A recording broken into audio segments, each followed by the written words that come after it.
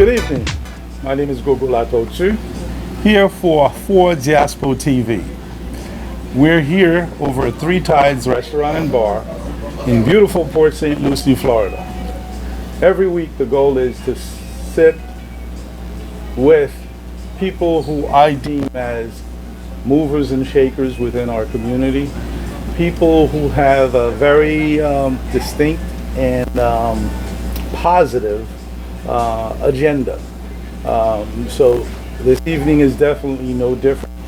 Well, there is a slight difference. It's usually a one-on-one, but this evening I have three very fascinating ladies that I'm going to have a conversation with. I have Deb, I have Sarah, and Maria, who are going to kind of share some insight as far as the mission is, and they're going to give us a little insight as far as their past, as far as where they came from and how did we get to this place here. All right, so Deb, Sarah, Maria, welcome, and thank you guys for coming. Thank you for here. having us. Thank you. All right. So I'm going to start in no particular order, Sarah, since you're sitting in the middle. Okay. So tell us, What- who is Sarah? Give us your complete name and tell us about Sarah. So my name is Sarah Miller. I am a co-founder of Florida 180. I have been involved in the political world. I am originally from New Jersey. I have moved to Florida about 7.5 years ago, and I have committed myself as a volunteer to bring change to our state. So I was born in Wisconsin. I've lived in multiple states, raised my family in Florida, and when everyone flew the coop in New Jersey, and when everyone flew the coop, I came down to Florida to enjoy the beautiful weather, and I'm blessed and lucky enough that my daughter has a job down here, so we get to be together. Now sorry to interrupt. As you were speaking, and you said Jersey, and you've been here for 7 years, and I'm like, how did you lose that Jersey accent so quickly? But you had another. I never had a New Jersey accent because I have lived multiple places. That's true. And I don't think Floridians actually have an accent. That's been my experience. They do. Go to North Florida and come back and let's have this conversation. Okay.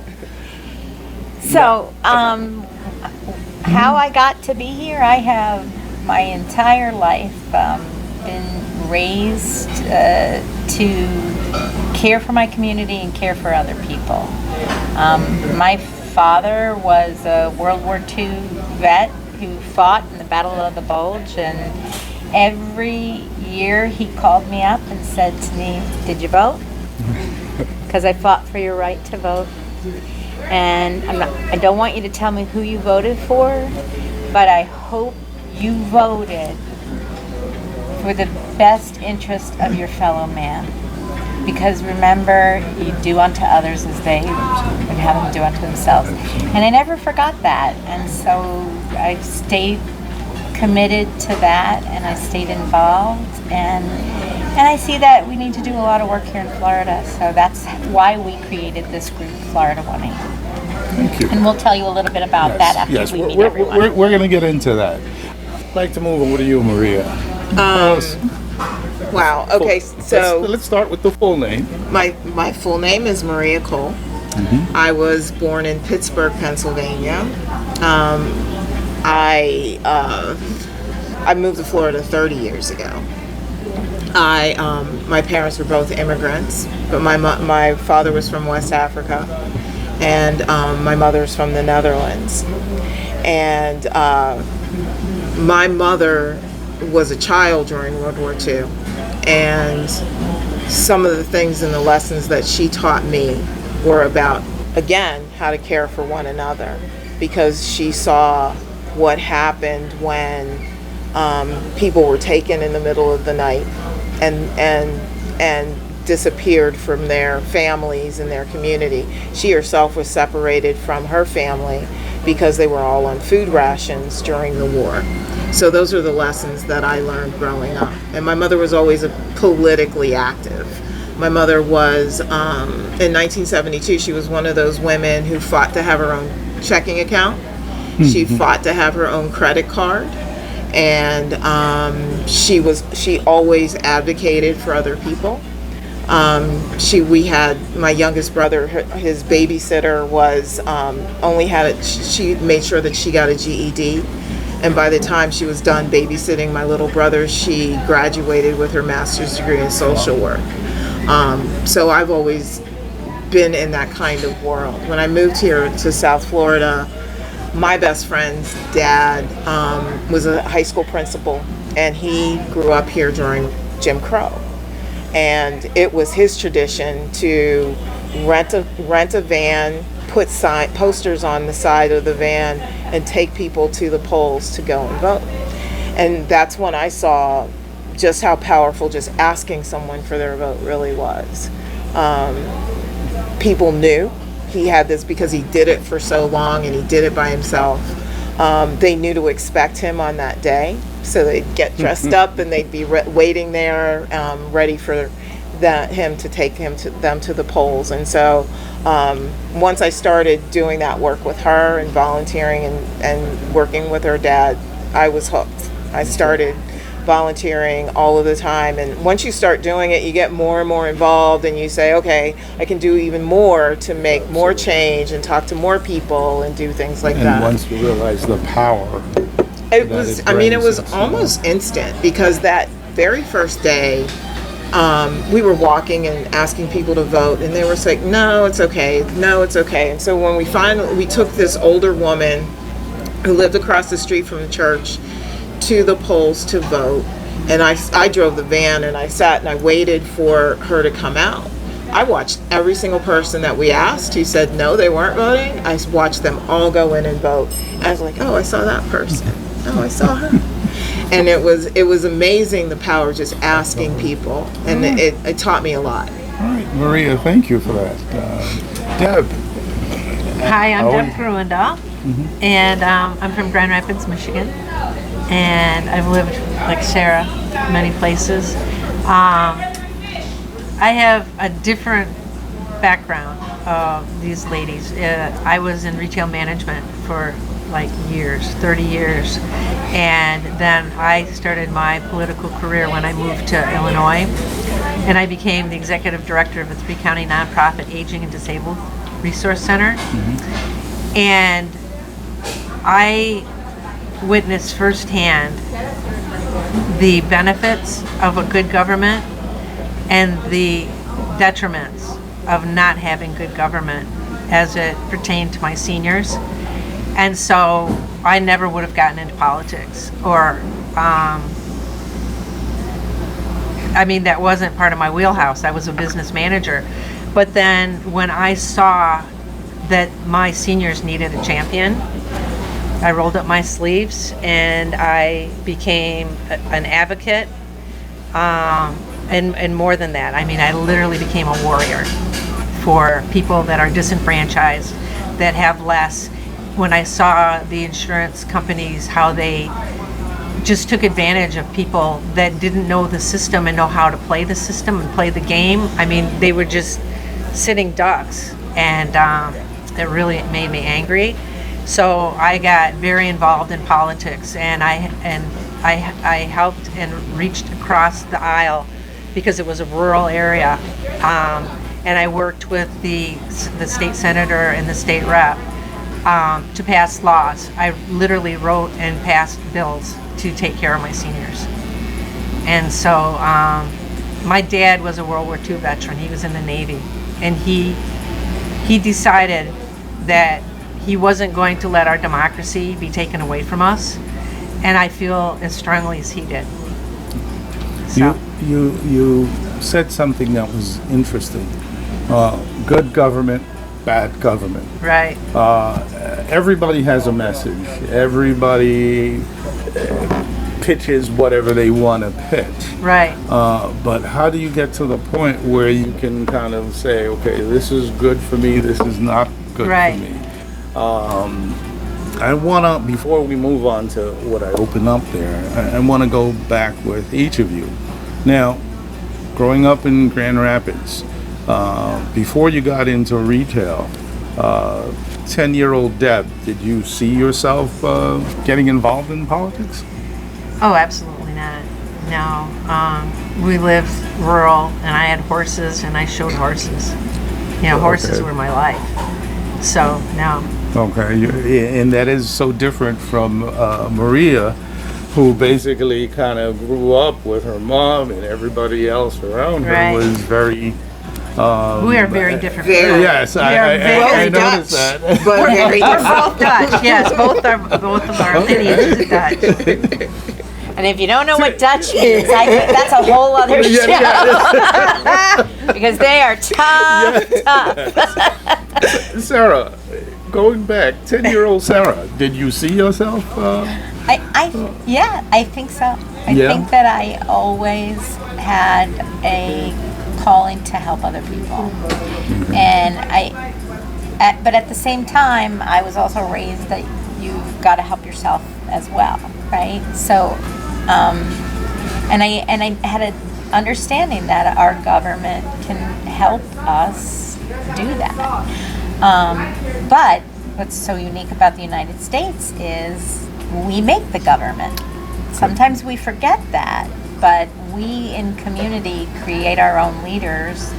And we make that government, and I think I actually understood that as really early in my youth.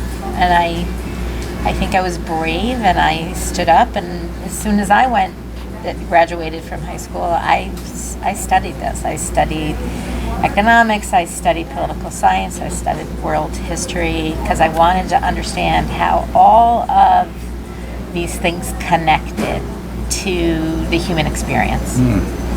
So I think I always knew somehow that I would be doing this. Okay. Now, we're in a situation, I believe, currently, whether you're on this side or that side, but I feel like everybody feels they're right. Yep. And this can't see how this one thinks, that one can't understand how this one thinks. Now, it's government for the people, by the people. That's the experiment that we have here in the United States. Now, based on your experiences, how practical do you think that is? The government for the people, by the people. Yet, right now we have the people are not understanding one another. Right. I think that it is very practical. Okay. I think that in my lifetime I've seen it work. Right? I think I was telling Sarah this the other day. When I was a kid, it was not unusual for the congressman to call my parents' house.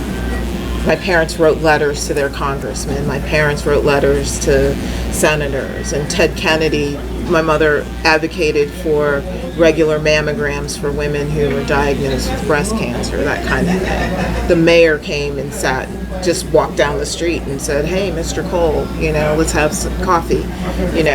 That was government for the people and actual public service. My expectation was public service of our elected officials. So I don't think it's unrealistic. I don't know how we got to this place where we have demonized other people's ideas, because it's not the natural way of doing things, right? Like we should be able to start from a place of what is in our best interest as a community, not my interest, because I should take care of myself, but what is the common place? What is the common ground that we can champion, right? Like whether you're on the right or the left, we should all want to have clean drinking water, right? things that we can agree on. How we get there, we can debate. Okay. Now, I think you grew up with an advantage. And let me explain what I'm saying by you grew up with an advantage. Do you guys think that the bigger population is aware of the power of their voices, where No. they feel they can? No. No, So- and that's what we're hoping to change. Because I think there as are you're- moments when they do, but I think for the most part, for the most like part, living your life every day, no, you don't realize just how much power. I like to use this quote when I am in community: the most common way people give up their power is by thinking they don't have any. Good point. Good point. Because you have a lot of people that will not even imagine writing to a congressman. And that is, to me, what may be lacking, that is kind of creating this big struggle we have now, because people don't know how loud their voice can be. And they're mostly relying on the next person to do it for them, and the next person may not be acting in their best interest.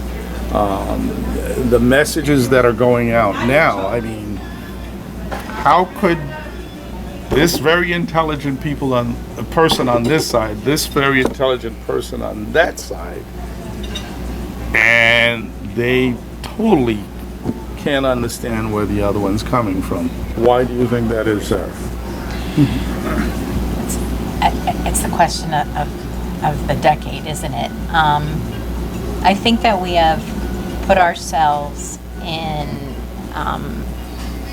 our own silos where we are influenced by a lot of things. Our neighbors, our friends, our Facebook feed, what news station you watch, and you start to live in an echo chamber where we have a tendency to want to be around people who constantly agree with us. And one thing I've noticed moving from New Jersey and coming to Florida, in New Jersey it's okay to disagree with somebody, and it's really important that you say it. And there's no hurt feelings. It isn't about being impolite or rude or nasty. Here in Florida, sometimes I feel like people are like, we just don't talk about that. But however, we're still really comfortable going into our two silos and being so angry with one another. But when we're all together, we don't talk about it. Now, listening to what Sarah just said, my opinion, I think times have changed. I don't think it's just Florida. I think it's times have changed. What we could have had a conversation with 20 years ago where I disagreed with Maria's opinion, and but yet we can part as friends and agree to disagree. I don't think it's a Florida issue. I think it's the United States in general. What do you think? I believe it's a national issue. I have many friends that have like divorced each other, and I try very hard not to do that because I don't think our society will ever heal if we can't communicate and educate. And so I think that the communication lines have been shut down. And when I said good government or bad government, for me, and this is an I statement, for me, I have a moral compass. And if it's right for me, then it's right. And if it's wrong, it's wrong. And so when I see government disenfranchising people and taking food away from people or shutting down their health care or, charging exorbitant fees for things that are $10 to make, I consider that bad government, and it's wrong. And I will have a conversation with everybody all day long because it's not a red or blue, it's a right or wrong to me.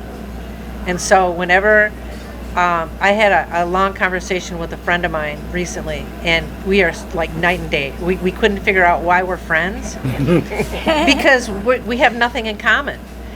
And he said, why do you do this? Why do you work 60 to 100 hours a week, every week, and as a volunteer? You're not even getting paid for this. And I said, I always bring back my dad and everything. He says, nope, that's not it. He said, you're too passionate about this. That's not it.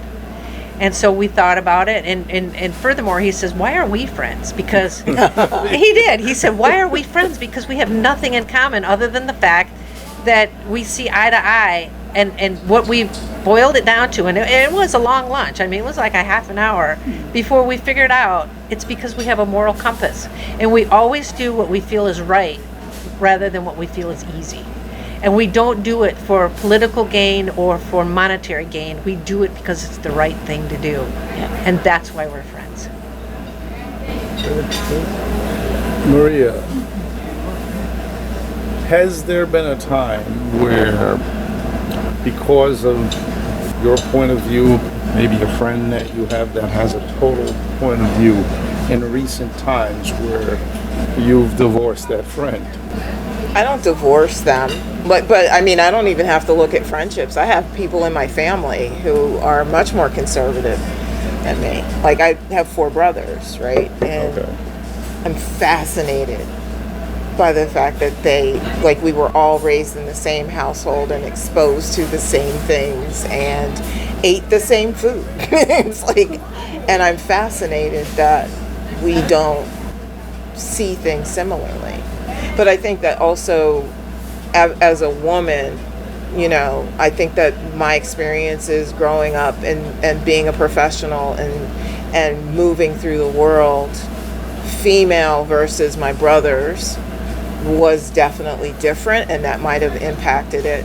And I think that I've taken on a lot more of my mother's fearlessness in that way. So, but I've not divorced anyone over like political things. They're just wrong. Okay. Have you divorced any friends, Sarah? I can say that I have not. However, I'll go back to what Deb said, is I have a tendency to lean towards those who care for other people. Right. So I have a tendency to build friendships when I see something very genuine and caring in you. So I think I have, if I look at all of my friends, they sort of have that in common. Of course, I have relatives, and they are my relatives. They're my cousins. They're my hey cuz, and we love each other, and they live in Texas or Oklahoma, wherever they might be, and they don't necessarily agree with me. But I love them. It's interesting that, I don't know if you guys have ever discussed this, that you guys have pretty strong views, and yet you haven't divorced anyone, like using your words, because of their views.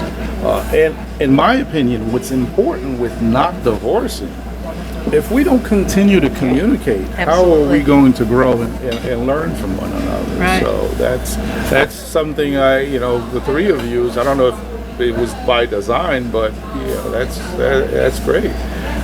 Now, Florida 180, is that the base of? Tell us about How it was Florida, born. how it was born. Go for it, Sarah. Oh, wow. Go for it, Want me to Maria. go first? Go for it. So, How we met. we all met because we were helping candidates and getting people elected, and we realized that they needed support and help and guidance that wasn't driven by money, but they actually just needed good people behind them to do the work and support them so that they in turn could support their communities. So what was born out of this idea is going into community, and instead of having some imaginary person from up above telling us what the message should be, because we all hear, this is the message. How about asking the people who live in the community and asking them what keeps them up at night. What do they worry about? What with their children? What are they worried about? Are they worried about as their parents age, how they're going to take care of them? What are the things that make you tick every single day that say this weighs heavy on my mind?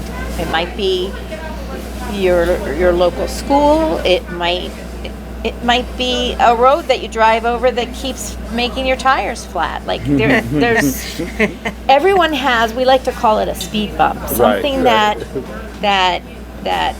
it is important to them. And instead of telling them what was important, we wanted to turn things around to Florida 180 and go into community and do something novel for the first time and say, you tell us what the message is. You communicate with us what's on your mind and how can we help you. And then the goal would be to match the candidate that meets the needs of the community rather than vice versa, which is the message comes from top, the candidate is thrust upon us, and we don't always succeed, and now we have this divided country because of it. I think everybody in their heart, for the most part, wants to live in a peaceful, vibrant, thriving community. But what is going to make Fort Pierce or Stewart or Palm Beach Gardens thrive, they're very, very different things. And what we've learned going into these communities is the needs can change within like 4 miles. When you move from town to town, we might have some people who don't have clean water. That is really hard to hear. That your drinking water is tainted with E. coli bacteria. And are your elected officials paying attention to you? Are they even working to resolve that? Or do you have people who are hungry? Or do you have really just like such terrible traffic that you can't get to work in the morning? Now, as far as the different communities that you guys work, do you pick the community or you just go across the board? And kind of the reason I throw out that question, we live in the United States of America, okay? My understanding of the United States of America, we're a country of immigrants where communities will vary from street to street, town to town, and state to state. So is there a specific community that you guys target and say, okay, let's go into this community, or is it across the board? I think it's across the board, but it's more, rather than, and it's more, it originates within the community. Like we don't say, oh, I'm going to go to Riviera Beach today, kind of thing. It's relationship driven and conversationally driven. And then once we have those conversations and we have an understanding of what communities are asking us for, we're not even telling them what to say or think or anything like that.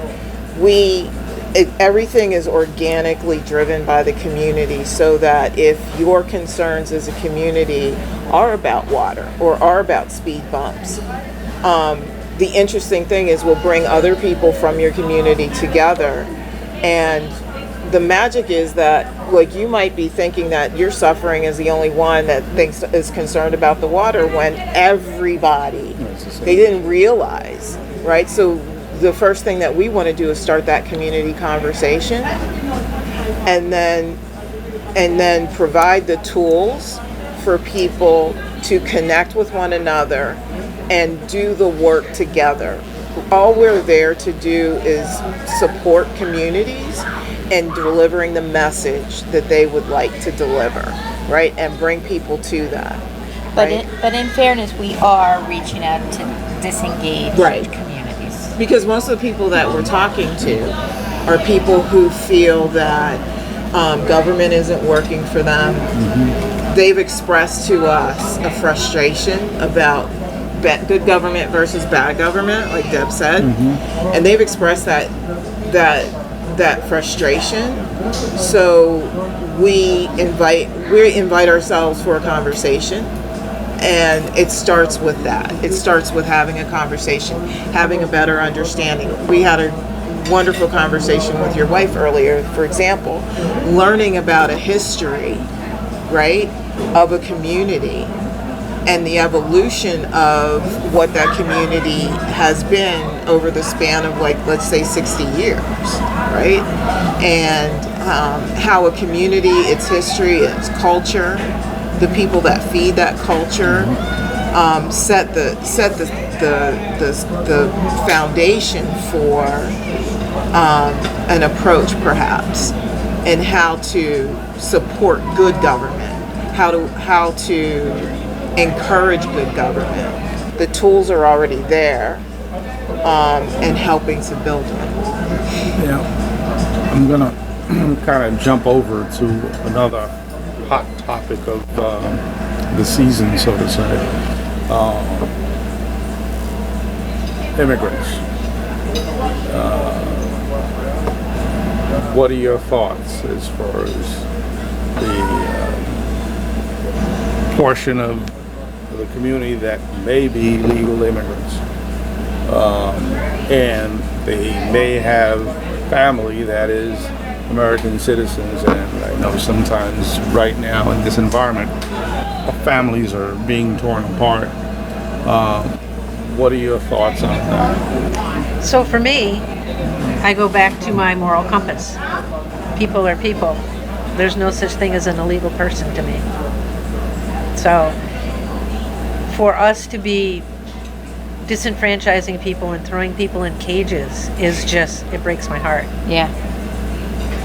But As the daughter of an immigrant, my story is much more personal than that. And I think that we have to recognize that we do not have an equitable immigration system, right? And so we cannot demonize one group of people versus another group of people when we haven't taken the responsibility that we have to as a country, as a government, advocating for good government, to ensure that we have a system in place that is fair and equitable for everyone. And that's a very powerful word, fair and equitable. Because you have those that say, you know, hey, these people are illegal. They didn't come here in a legal way. That they're sucking up our resources. What are your thoughts on that? Well, I'm sorry, go on. I was just going to say, my thoughts are, I have worked with a lot of people that are undocumented, and people don't realize that they pay taxes. Yes. And they put into the system. And as far as my work with seniors, they don't get their Medicare or Medicaid. They don't get any hospitalization. They don't have any benefits. So they pay billions of dollars into these systems and never see a dime of it. But there is the message that goes out a lot that say, hey, they're sucking up our resources. They are getting Disinformation. care. But that's simply not but that's true. part of our It's simply job, not right? right. It's not true. When we're talking about Florida 180, part of our job is to communicate facts to people. When we're having conversations in community, part of our responsibility is to give accurate, true information. We're not successful if we're not providing information, because fundamentally, that's what we're doing. Providing people with the accurate information, true facts of what is going on, right? And bring us whatever information you have so we can have a conversation about it. The end of that this is why it's important to engage politically, because these are things that are either not just, are not fair, or inaccurate, and the only way to correct it is if we are plugged in, civically engaged, to be able to either change, support, or enhance. But it's important for us, each one teach one.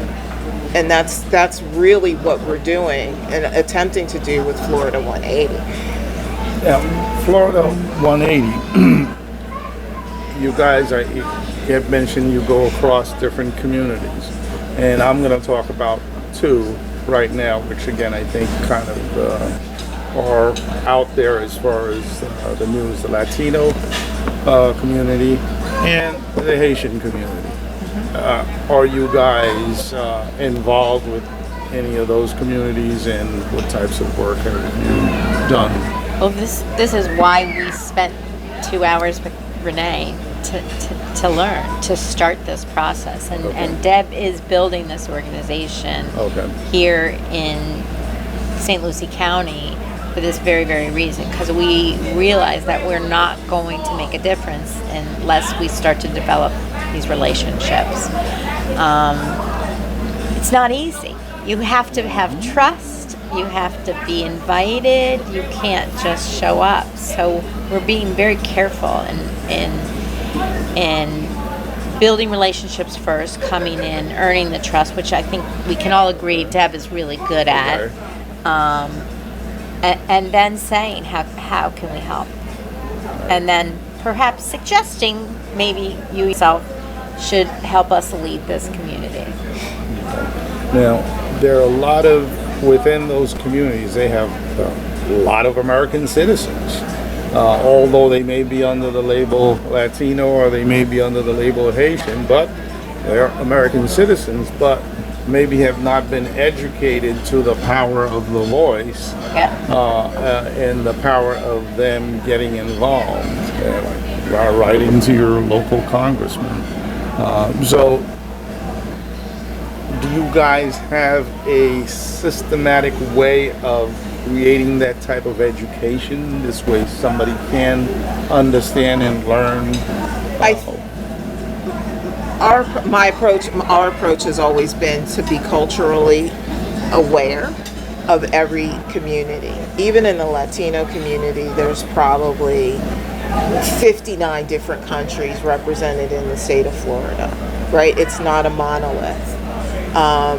So I think that there is an understanding culturally that needs to take place, and that communication happen.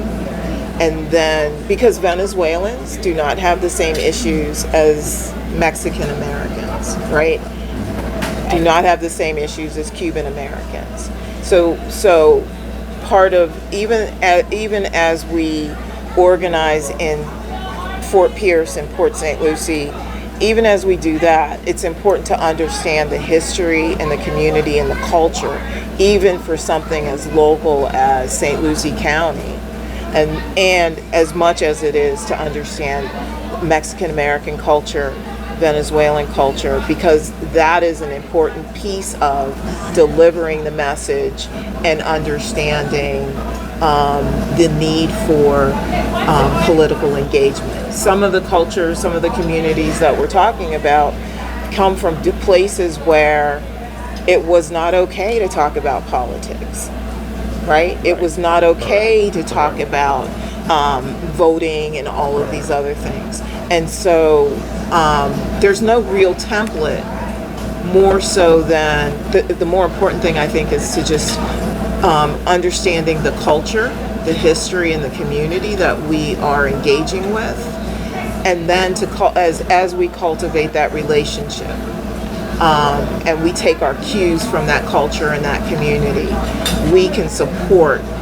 self-organizing of that community in a way that's going to be effective for that community to stay engaged and to support one another. The key is self-organizing there. And get candidates that reflect them, so that they will represent those communities and know their issues. And that's what Florida 180 is all about. Getting candidates that see, hear, understand, and are educated in what those communities need, so that when they run, they can represent them properly. And that's what I call good government. There was an incident October of last year, and this is somebody that I know personally, whose uncle got into a situation. I initially laughed about it But then the more I thought of it, I'm like, the lack of knowledge is, oh my God. His uncle got picked up last October By a police officer? by ICE. By ICE. By ICE. The uncle got picked up by ICE. And they held him. So when my friend found out, he's like, well, what do you mean ICE is holding? He goes there and he gets his uncle out. So the uncle turns to him, how did you get me out? I thought I was a goner for sure. Guy goes, Uncle, you're Puerto Rican. I know, I laughed. But this was a 59-year-old man who did not realize Sad. He's an American That- He was an American that citizen. he's an American citizen. Okay, so again, we laugh about it. It's so sad, though, isn't it? It is, but people knowing their rights, their voice. It's their- education yeah. and communication. It all goes back to education and communication. Right. And knowing there is so much mis and disinformation out there purposely to disenfranchise people. Case in point, vote by mail. We've been told that vote by mail is not safe, you can't trust it. It's one of the safest forms of vote by mail. And then there's been laws changed to disenfranchise again, and most people don't realize that you have to renew your vote by mail because your ballot's not coming. You will have to call and renew it in January, every January. Now it's like every other year, but it's just best to do it every January, and just to make sure that if you want to vote by mail, that you just call and ask for your ballot. But if you don't do that, you won't receive the ballot. It's as simple as that. And so, again, that's bad government when they make it hard for people to vote by putting up impediments and making, senior citizens, because I'm a senior advocate, it makes it harder for them to vote, and they don't know that they have to make that phone call. So that's where we come in with education and training. God, I feel like I'm just getting started, but then again, I have the producers back there who are Say, telling me wrap that. it up. Time is up. But we have so much that we need to talk about. Florida 180. How does someone get in touch with you guys? Is there a website? Yes. Is there a phone number? Can you? Very, very simple. Our website is florida180.com. You can follow us on Facebook. You can follow us on Instagram, TikTok. and then even on TikTok. TikTok. Okay. Okay. And it's very, very simple. It's florida180.com. We want to encourage everyone to look at our website. There you can join. We are really reaching out to people today because we are looking for volunteers who want to build their own communities. We will help give you resources, guidance, training, but we want you to, hopefully they're hearing us today and saying, I'm going to go to this website, I'm going to sign up. There's a way you can fill out and to say what is important to you. Of course, it will ask for your address. Don't worry, we're not doing anything with it. You can sign up for our newsletter, where we'll get some information there. But the first step is just reaching out to us. And Florida180.com, Florida180.com, Florida180.com. And you guys are based in St. Lucie County, or? From Palm Beach up to St. Lucie. Oh, okay. So. The reason for that was I was Aaron Hawkins' campaign manager, and that's where I met them, and that was our And district. we're all in the Congressional District Okay. 21. Okay. Yeah. For now. For now. All right, okay. For now. We don't know when it's changing. Because we're just new. We're building this. Okay. You guys have powerful voices. So I thank you guys for coming here, and I really would like to have you guys back because there are so many questions popping up on my head that I'd like to explore with you guys. Oh, we would We'd like love that. to. Thanks for the opportunity. Oh, and thank you guys for sitting here and sharing the time and giving us this information. Again, education is powerful. The more we know, the more powerful we become. And one of the things I commend you guys on as well as using your words, Deb, you're not divorcing anybody that has a different political view from you. So let's keep the conversation going back and forth. We can learn from each other and Yeah. That's the create that, education part. yes, create that better society. Thank you so much. Any Thank last you. words you guys want to put in before we wrap up? Thank you for your time. Thank you Absolutely. once again for inviting us. You're quite welcome. The pleasure is mine. And we would be happy to return. Yes, because And thank you to everybody out there listening. If you want to get plugged in, just go to the website florida180.com, and there's volunteer opportunities on there, things that you can do and get started. And you can even email us on the website to let us know what you yourself would be interested in doing and how we could help you. Great. Again, my name is GOGO LATORTUE here at Three Tides Restaurant for Diaspo TV. Thank you guys for tuning in, and please take care of each other.